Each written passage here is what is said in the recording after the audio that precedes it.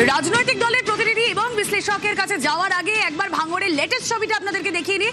ভাঙড়ে উত্তেজনার ছবি আপনাদেরকে দেখাচ্ছিলাম। এবার দেখুন যারা বিক্ষোভ দেখাচ্ছিলেন তাদেরকে তাড়া করলেন নওশাদ সিদ্দিকী। তাদের পেছনে, বিক্ষোভকারীদের পেছনে দৌড়লেন নওশাদ। উত্তেজনা পরিবেশ, উত্তেজনা পরিবেশ একেবারে দেখতে পাচ্ছেন। এখন এই মুহূর্তে ভাঙড়ে দেখতে পাচ্ছেন আপনারা।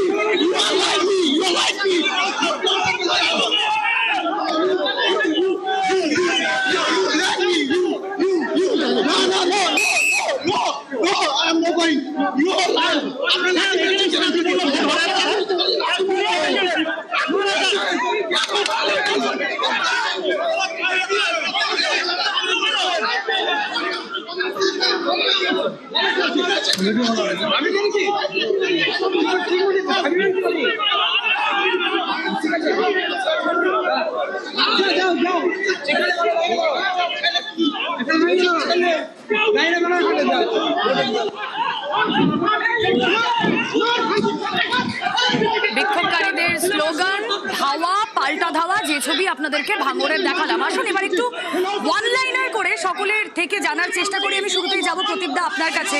যে ছবি আমরা ভোটবঙ্গে দেখছি এই দ্বিতীয় দফাতেও, এই ছবিগুলো ভীষণই সামান্য।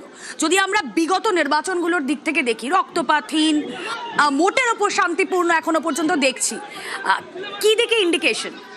দেখুন, ইন্ডিকেশনটা একটাই যে কেন্দ্রীয় বাহিনী দিয়ে তো আপনি রক্তপাত বন্ধ করেছেন, কিন্তু বিভিন্ন জায়গায় যারা প্রার্থী আছে তাদেরকে নিয়ে মানুষের বিক্ষোভ কিন্তু স্বতঃস্ফূর্ত আকার নিচ্ছে।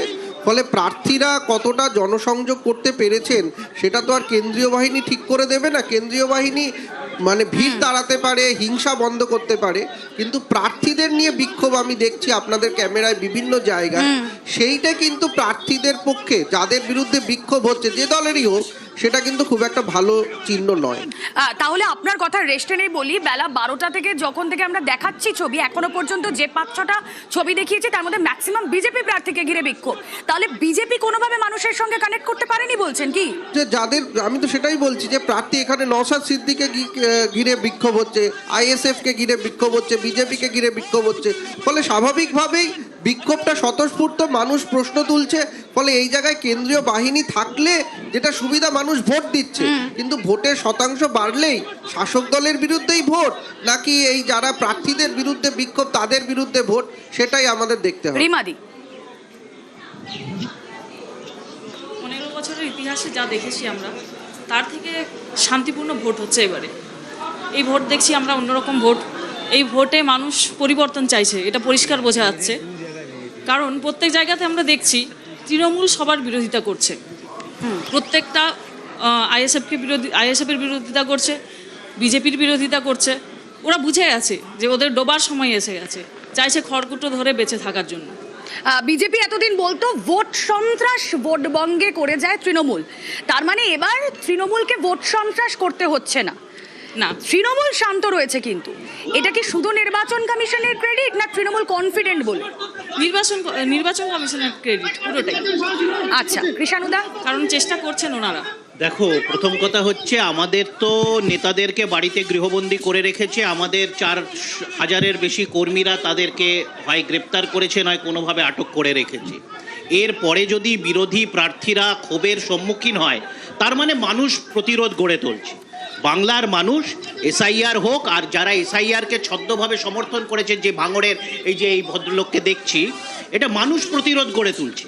যে যেভাবে বিজেপির দালালি করে উনি এসআইআরকে সমর্থন করেছিলেন, পরে ডিগবাজি খেয়েছেন, মানুষ তো ভোলেনি। এখন তো সোশ্যাল মিডিয়াতে সকলের কাছে ভিডিও সংগ্রহীত আছে, যতই মিডিয়ার এক অংশতে ব্ল্যাক আউট করে দাও। বলছেন এই বিক্ষোভটা আসলে মানুষের গণপ্রতিরোধ? হ্যাঁ, আমাদের নেতাদেরকে তো বাড়ি থেকে বেরোতে দিচ্ছে না, আমাদের নেতারা তো তাদেরকে কোনোভাবে বিমান দাস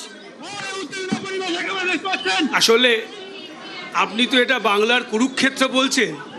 কুরুক্ষেত্র যুদ্ধের যদি সঙ্গে তুলনা করেন তাহলে উৎসব আসে না, তাহলে যুদ্ধ হচ্ছে সৎ আর অসতের লড়াই।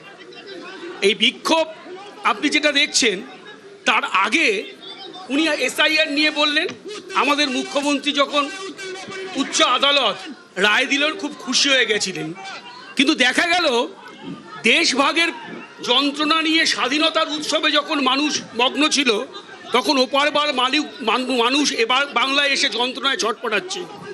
ঠিক তেমনি আজকে কিন্তু অনেক মানুষ যারা ভোট দিতে পারেনি, যে তাদের মূল্যবান বক্তব্য রাখতে পারেনি, তারা যন্ত্রণার মধ্যে দিয়ে রয়েছে। কে দায়ী এর জন্য? বাংলার প্রশাসন এবং কেন্দ্রীয় প্রশাসন। নির্বাচন কমিশনকে যেটা দেখছেন আজকের নির্বাচন, সে কিন্তু এই 2 মাস ধরে যে নির্বাচন চালিয়েছে তাতে কিন্তু অনেক মানুষের ভোটাধিকার সুনিশ্চিত করতে পারেনি। ফলে মানুষের ক্ষোভ। কিন্তু তার আগে নওশাদ সিদ্দিকী কি বলছেন একবার শুনি, নওশাদ সিদ্দিকীর বক্তব্য। পঞ্চায়েতের মেম্বার সহ এখানে একজন জটলা ব্যক্তি বারবার ভোটারকে প্রভাবিত করার চেষ্টা করছে। আমরা এখানে বলছি তারপরেও সরছে না। ছুটে এসেছি যে দেখে 100 মিটারের মধ্যে ভাগাতে হবে, এটা আউটসাইডার। যদি ওরা ভোট দিতে যায় লাইনে আসুক না, লাইনে যারা আছে তাদের কাউকে তো সেন্ট্রাল ফোর্স বা স্টেট ফোর্স কিছু ডিস্টার্ব করবে না। এরা কি ভোট লুট করার জন্য আটকাচ্ছে, ভোট প্রভাবিত করতে চাইছে ভোটারদের।